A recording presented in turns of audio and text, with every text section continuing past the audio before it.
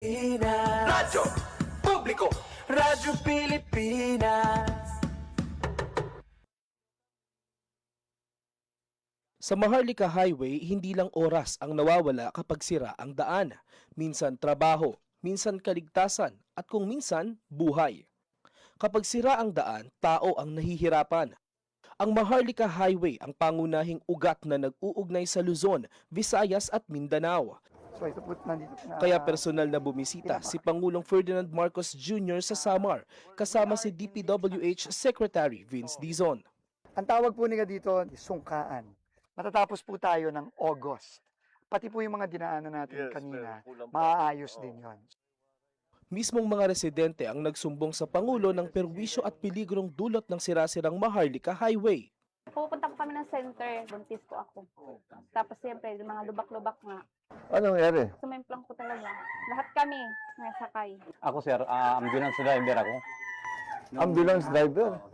Oh, Lagpas 2 oras ang pagre-repair namin ng pasyente Katbalogan to Tacloban. Meron po na-experience si Kuya na may namatay along the way sa ambulansya. dahil hindi na umabot. Nag-bleeding dahil nga sa malubak. Di namin namalayan na patay na pala.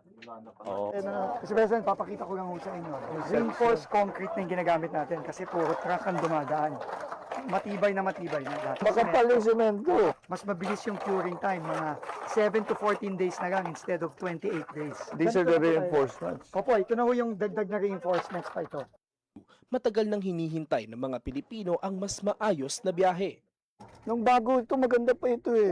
Naalala ko kami nung dinala kami rito nung father ko, kaya may Maharlika Highway. Para meron tayong isang highway mula Apari hanggang Hulo. Yung commercial traffic natin. Sa buong bansa, tuloy-tuloy ang trabaho. Isa-isang inaayos ang mga bagay na magpapagaan sa buhay ng mga Pilipino. Dahil kapag gumaan ng biyahe ng tao, mas mabilis umusad ang buong bayan. Ito ang Presidential Broadcast Service Radyo Pilipinas. Radyo Publiko ng Bagong Pilipinas para sa Bagong Pilipino. Naghahatid ng mahahalagang balita at impormasyon na guugnay ng pamahalaan sa sambayanan. Tulay sa himpapawid ng serbisyo publiko. Radyo Pilipinas. Radyo Publiko. Ang boses ng Pangulo. Sa Iloilo, Radyo Pilipinas. 585 AM. Philippine Standard Time, alas 8:02 sa aga. Nagapanguna nga balita sa syudad, sa mga banwa, sa probinsya sa Iloilo, kag kaingon nga mga probinsya. Mga pananawon sa likod sa mga balita. Inyo mabatian sa Radyo Pilipinas Iloilo News. Mga balita nga magasugata sa inyong nga aga. Ginbantayan, ginsunod, gintipon sa Radyo Pilipinas Iloilo News Team. Gikan sa hulot balitaan. Diretso sa inyong palamatian. Yarian! Radyo Pilipinas Iloilo News!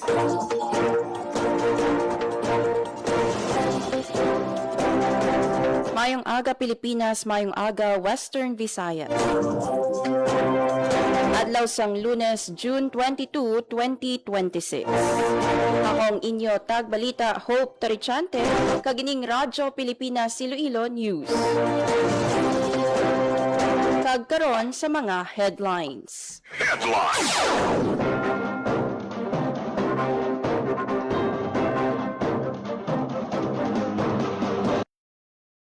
24 ka OFW gin-assist sa Russia hilway nga nakabalik sa Pilipinas paagi sa pagpatigayon ni President Marcos.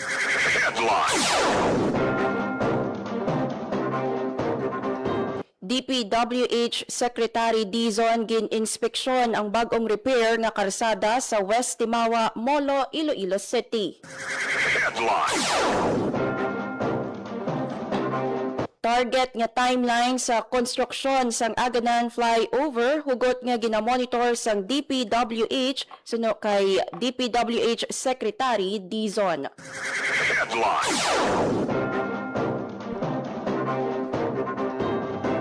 Governor Defensor plano magpahamtang sang TechVoc Hub. Headline. Coton Municipal Police Station nakabaton sang pagkilala sa Pagdayaw Awards 2026.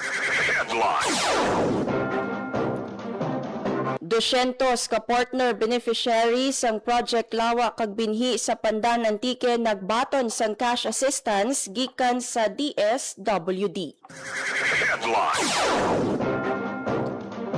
Kag kaso sang dengue sa Antique nagnubo suno sa provincial government.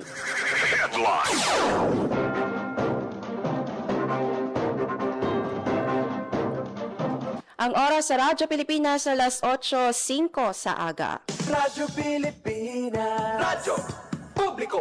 Radyo Pilipinas. Kagkaroon sa Italia na sang mga balita. Radyo Pilipinas. Radyo Pilipinas News.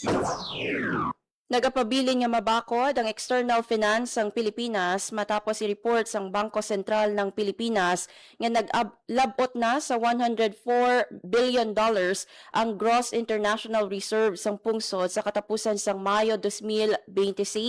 Samtang nagbalhag man sang $131 million nga surplus ang balance of payments sa amuman nga bulan. Suno sa BSP, bastante ang subong nga level sang reserba nga dolyar agud magpondo sa tubtob 6.7 kabulan nga pag-import sa mga produkto kag serbisyo sang pungsod kag agud mabayaran ang mga obligasyon sa gwa nga utang.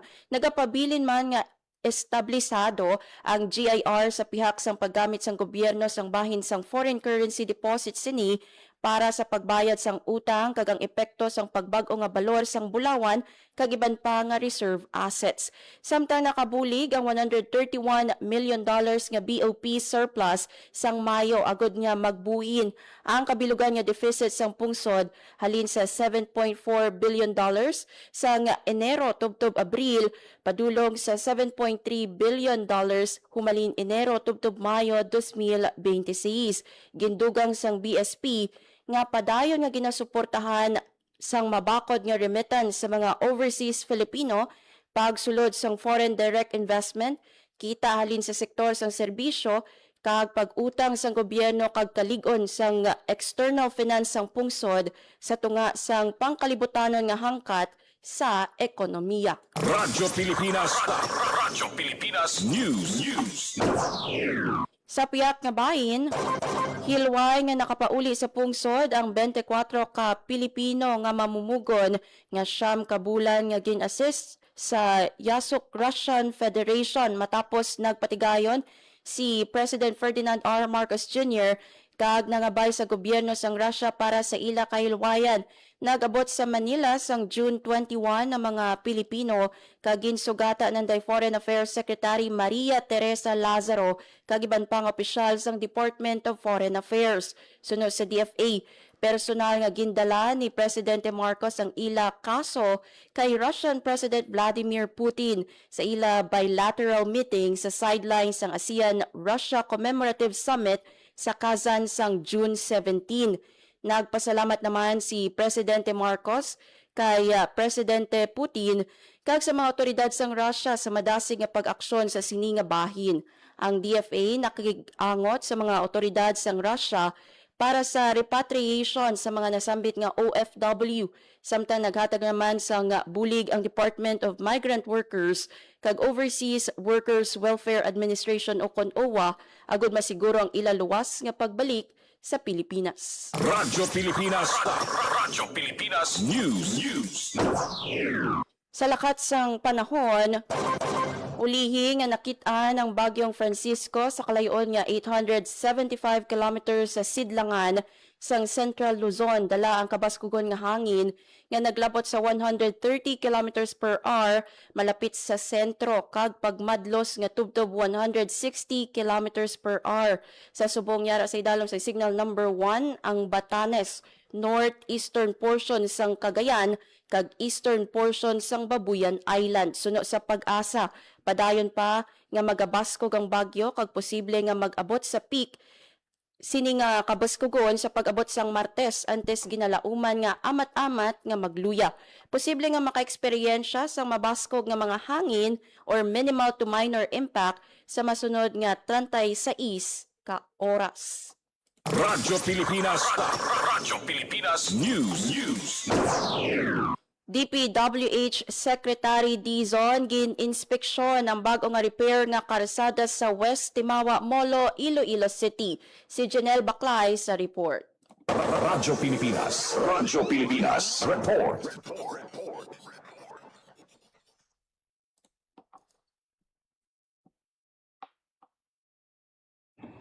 Inbuksan na sa mga motorista ang porsyon sang karsada sa Barangay East, Timawa, Molo matapos inigin pa idalom sa repair. Personal gin-inspeksyon ni DPWH Secretary Vince Dizon ang proyekto kaupod si Iloilo City Mayor Raisa Trenes. Ginkalipay sang Tiglikom ang madasig nga pagkayo sa karsada nga naglawig lamang sa sulod sang 2 ka bulan. Matapos madugay ini nga wala matandog kag nagdulot sang problema sa pagutok sang trapiko sa Molo area. Sa karon, makita nga halos kompleto na ang konstruksyon kag pwede na magamit sang mga motorista.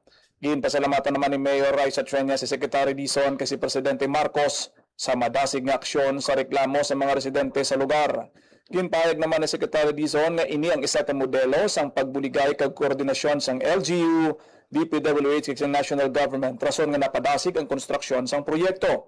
Ginaengganyo man siniya mga Ilonggo nga ipalabot sa ahensya ang anuman nga problema sa mga ginapaobra nga proyekto bangod mismo si Presidente Marcos ang nagmando sa DPWH nga gilayon aksyonan ang mga mahinay nga pag-obra sang proyekto bangod kinamatarong sang pumuluyo nga ini ang gilayon nga magamit kag mapuslan. Para sa Bagong Pilipinas, Janelle Baclay, Radyo Pilipinas, Radyo Publiko. Radyo Pilipinas. Radyo Pilipinas News. Target timeline sa konstruksyon sang Aganan Flyover hugot nga ginamonitor sang DPWH suno kay Secretary Dizon. Si Janelle Baclay sa report. Radyo Pilipinas. Radyo Pilipinas. Report. Kampante si DPWH Secretary Vince Dizon nga makuman ang konstruksyon sang Aganan Flyover sa Pavia. Santo sa gintalana nga timeline. Sa interview sa makatapos ang media sa Tiglicom, ginpahayag sini nga sige-sige na ang konstruksyon sang Aganan Flyover kag regular ang pagmonitor sang ahensya sa dalagan sang konstruksyon. Matandaan na ginpahayag sini sa iya una nga pag-inspeksyon sa proyekto nga target nga magamit ang half lane sang flyover sa mabot nga bulan sang Disyembre kag fully operational na sa first quarter sang tuig 2027.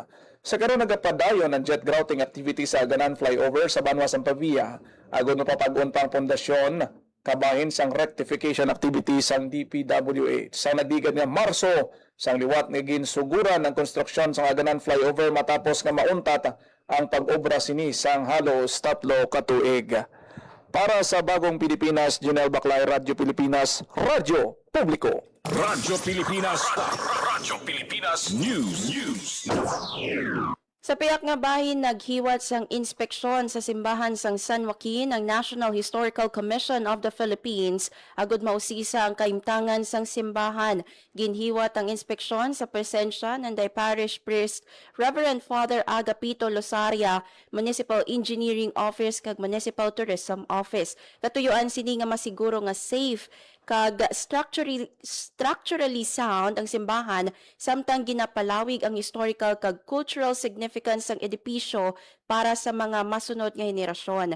Nagserbe nga proactive measure ang tikang sang NHCP agud matumod kag masabat ang mga posible problema kag malikawan ang pagkaguba sang makasaysayan nga simbahan, isa sa mga iconic landmark sang Banwa.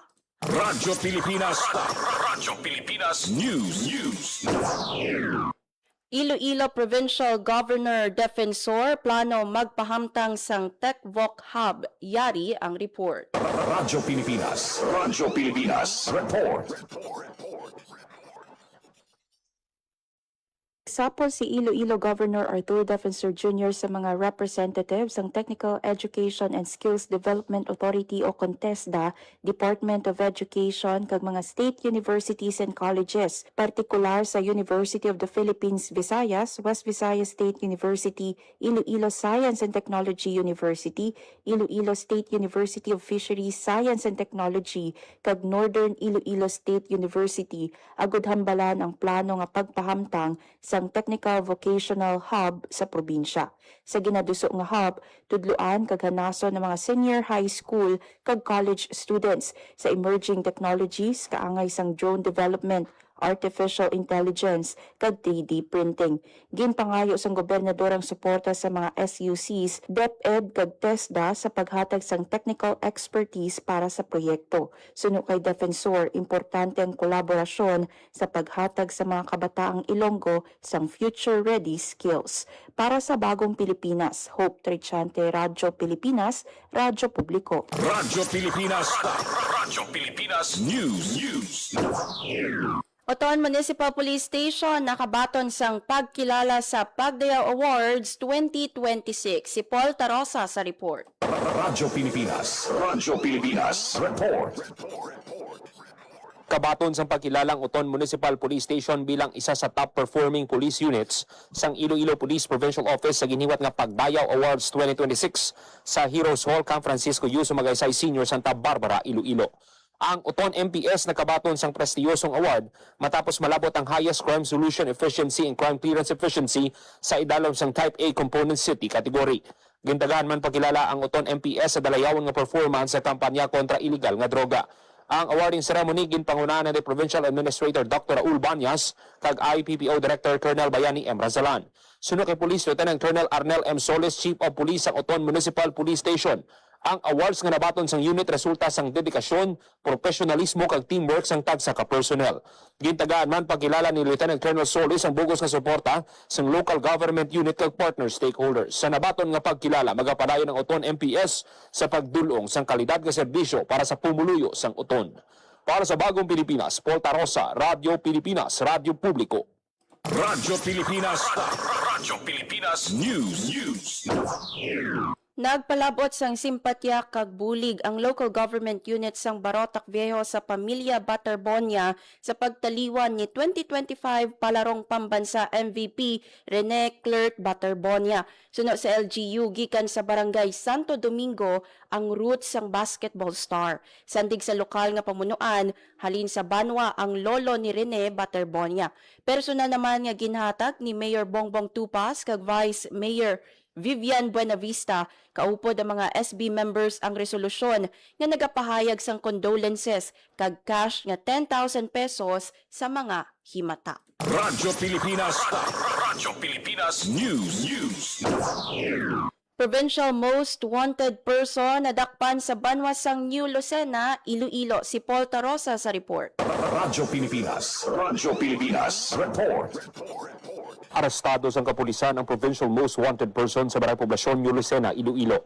Ang suspect ginkilala nga si Alias Mer, 47 anyos, kag residente sa Barangay Bitaog, Gaha, New Lucena, Iloilo. Ang suspect nagapangatubang sang kaso nga murder. Suno kay Iloilo Police Provincial Office Director Police Colonel Bayani Razalan, hugot gid ang kampanya sang Iloilo Police Provincial Office kontra wanted person. Agud sila pasabton sa korte sa ilang nahimo nga krimen kag mahatagan sang hustisya ang ilang na biktima. Sa karon yara na sa kustodiya sang kapulisan ang suspect. Para sa Bagong Pilipinas, Paul Tarosa, Radyo Pilipinas, Radyo Publiko. Radyo Pilipinas. Radyo Pilipinas News. Mga MSME kag SSF cooperators sa Capiz naghiwat sang learning visit sa Negros Oriental. Si JP Hervas sa report. Radyo Pilipinas. Radyo Pilipinas. Report. Naghiwat sang learning visit ang mga micro, small, and medium enterprises o kan MSMEs nga nagaproseso sang kawayan mga beneficiaryo sang shared service facility kag mga tiglawas ang TESDA kag Dumalag Municipal Government sa Kawayan Collective sa Darwin, Negros Oriental. Sa ila pagbisita, ginlibot sang delegasyon ang mga production facilities sang Kawayan Collective kag ang bamboo farm agud makakuha sang dugang nga ihibalo tuhoy sa pagtanom sang kawayan, pagproseso suni, pagdevelop sa mga produkto kag pagpatuman sa mga pamaagi sa pagdumala sang negosyo. Paagi sa sining aktibidad, natulahan sa mga partisipante ang best practices kag innovative techniques nga ila mahimo magamit sa pagpabakod sa ilatag sa mga handicraft kag negosyo nga nagkabase sa kawayan. Sino sa DTI Capiz, ginapakita sa sining inisyatibo ang padayon nga dedikasyon sa ahensya kag sa mga partner sini sa pagpabaskog sa inobasyon, pagpasanyog sa sustainability kag pagpadako sa industriya sa kawayan sa rehiyon kag sa pungsod. Para sa Bagong Pilipinas, JP Harvas, Radyo Pilipinas, Radyo Publiko. Radyo Pilipinas. Radyo Pilipinas News. Ginkumpirma sang Capiz Provincial Veterinary Office nga nagpositibo sa African swine fever ang mga blood sample sa mga baboy nga nakolekta gikan sa mga banwasang Panitan, Pontevedra, kag Rojas City. Kadungan sini ginmanduan ang tanan nga hog raisers nga magsunod sa protocol. Gilayon nga i-report ang mga masakit ukon hinali nga pagkamatay sa mga baboy sa banwa ukon barangay. Magpatuman sang farm biosecurity kaangay sang foot bath, magbakal sang baboy sa mga lehitimo kag otorisado nga baligyaan, kag ginadilian ang emergency disposal, illegal slaughter kag panic selling sang nagamasakit ukon patay nga baboy bangod sang posible kontaminasyon. Radyo Pilipinas. Radyo Pilipinas News. Samtang kaso sang dengue sa probinsya sang Antique nagnubo suno sa provincial government. Yari ang report. Radyo Pilipinas. Radyo Pilipinas. Report.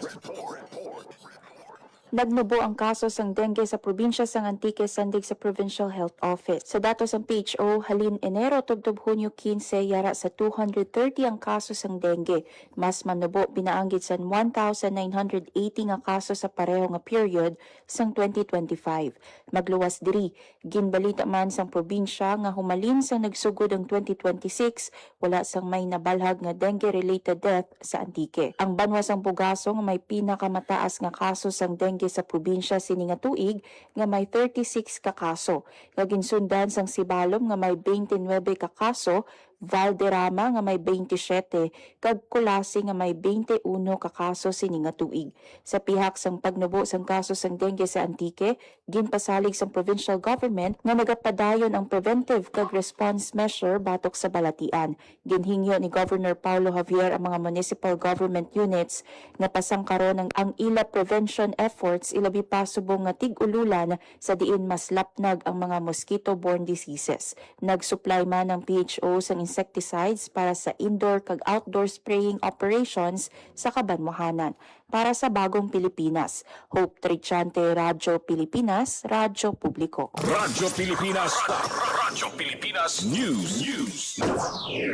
Nagbaton sang cash assistance ang 200 ka partner beneficiaries ang project Local Adaptation to Water Access o Kunlawa kag Breaking Insufficiency through Nutritious Harvest for the Impoverished o Binhi sa Pandan, Antique gikan sa Department of Social Welfare and Development Field Office 6. Ginpangunahan sang Risk Resiliency Program Climate Change Adaptation and Mitigation sa idalom sang Disaster Response Management Division ang ginhiwat nga payout ang mga partner beneficiary gikan sa mga barangay sang Mag-aba, Patria, Luhod Bayong, Hinalinan kag Fragante. Kada partner beneficiary nagbaton sang tig 10,000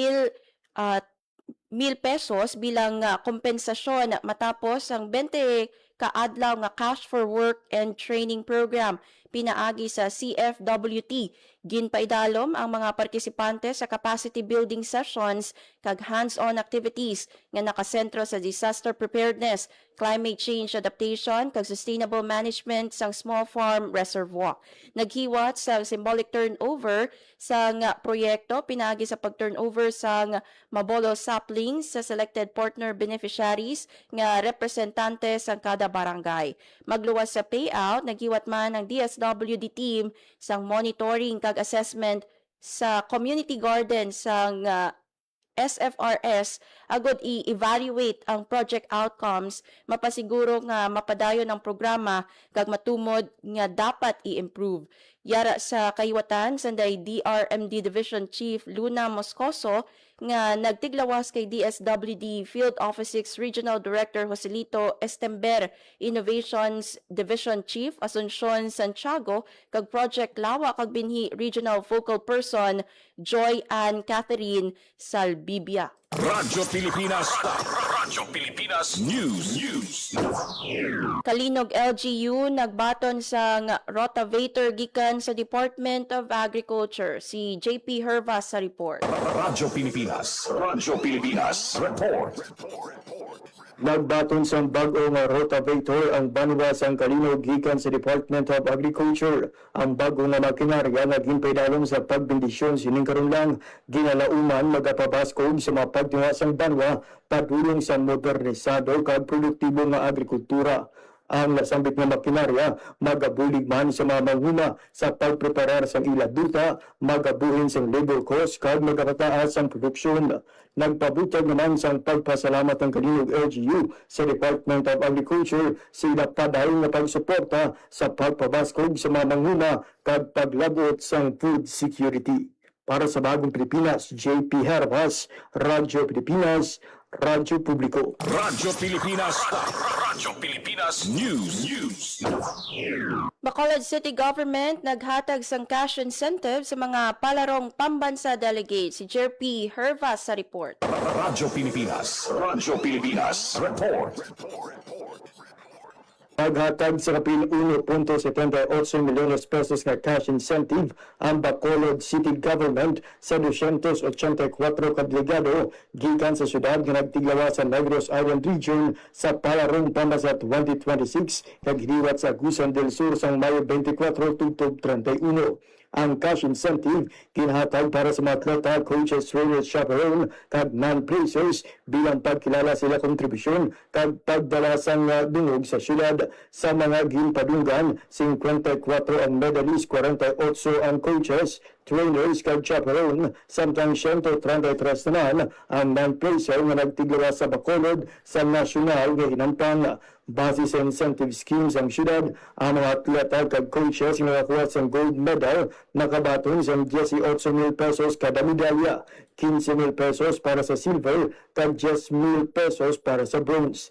Ang assistant coaches naman nakabaton sa 15,000 pesos para sa gold, 12,000 pesos para sa silver kag 8,000 pesos para sa bronze. Ang mga trainers kag chaperone ginhatagan sa 10,000 pesos para sa gold medal, 8,000 pesos para sa silver kag 5,000 pesos para sa bronze. Ang mga non-medalist naman nakabaton sa 1,000 ka pesos nga allowance kada isa. Isa sa mga ginpadunggan ang 12 anyos nga swimmer nga si Sofia Sikwalan nga nakadaog sa 3 ka gold medals sa elementary swimming competition. Tungod sini, nakabaton siya sa kabugusan na 54,000 pesos nga cash incentive. Sino kay Mel Grega Sataya, hindi mahapos ang pag-angkon sa medalya sa national nga kompetisyon.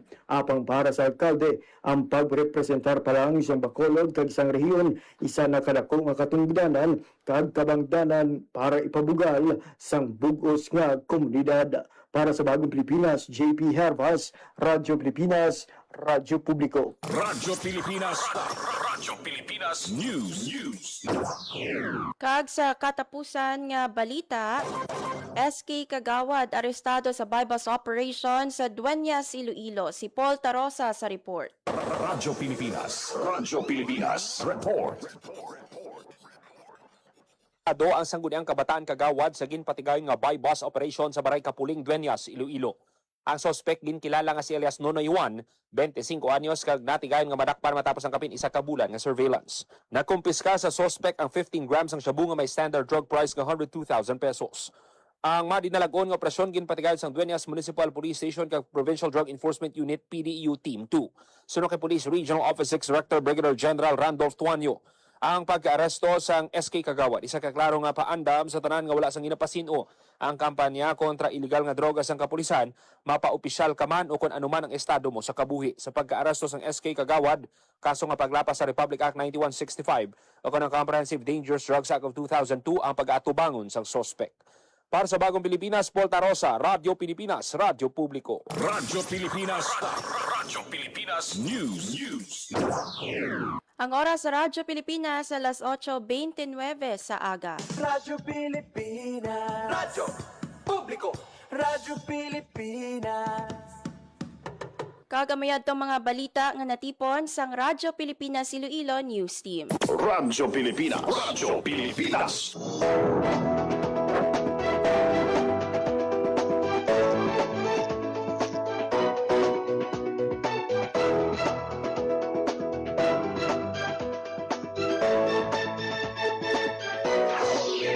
Magpabilin nga naka-follow sa Radyo Pilipinas para updated sa mga hitabo sa Radyo Pilipinas. para updated sa mga hitabo sa Western Visayas. Kaupod si Alan Defante diri sa studio, kag Rochelle Jones Otahero sa transmitter. Para sa Bagong Pilipinas, Hope Trichante, Radyo Pilipinas, Radyo Publiko. Radyo Pilipinas. Radyo Publiko. Radyo Pilipinas. Sa bawat pag-alis ng isang OFW, may pangarap. Pero may takot din. Takot na sa pag-uwi. Wala pa ring kabuhayan, walang kasiguruhan. Pero nagbago ang kwento. Sa pagsisimula pa lang ng Department of Migrant Workers, maliwanag ang direksyon ni Pangulong Ferdinand Marcos Jr. Itaguyod ang National Reintegration Program. Ito yung program ng Department of Migrant Workers para tuloy-tuloy ang tulong sa kahit nakauwi na yung OFW, ay may tulong pa rin sila natatanggap sa pamahalaan. Sa kanilang pag-uwi ay dapat ganap ang tulong at suporta, hindi mga government agencies na magkakahiwalay, kundi sanib puwersa. Mula sa mga training para sa pag-eempleyo at pagninegosyo, binubuksan ang mga oportunidad na dati sa ibang bansa lang natatagpuan. Last week, personal na binisita ng Pangulo ang iba't ibang training na ibinibigay ng DMW, tulad ng negosyo ng soap making sa Laguna.